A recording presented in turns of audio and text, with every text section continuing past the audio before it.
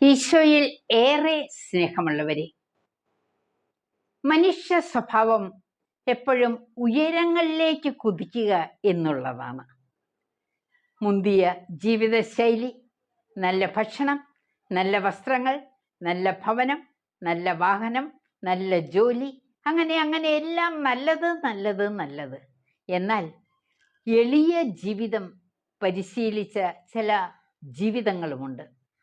വിശുദ്ധ Francis Assisi തൻ്റെ ചെറിയ സഹോദരങ്ങളോട് നിഷ്കർഷിച്ചു, നിങ്ങളൊരിക്കലും കല്ലുകൊണ്ട് നിർമ്മിച്ച ഭവനങ്ങളിൽ വസിക്കരുത്, പകരം മര കമ്പുകൾ കൊണ്ട് കെട്ടിയുണ്ടാക്കിയ ചെറിയ കുടിലുകളായിരിക്കണം നിങ്ങളുടെ ഭവനങ്ങൾ. അതുപോലെ തന്നെ ഈ ഭവനവും സ്വന്തമെന്ന് കരുതരുത്.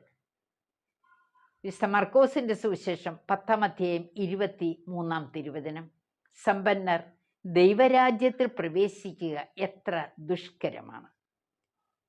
ഈ സന്ദേശം എളിയ ജീവിത ശൈലി സ്വന്തമാക്കുവാൻ എല്ലാവരെയും സഹായിക്കട്ടെ. ദൈവത്തിൻ്റെ കൃപ എളിമയിലേക്ക് ഒഴുകിയിറങ്ങുന്നു. എളിയവർ ഉയർത്തപ്പെടും.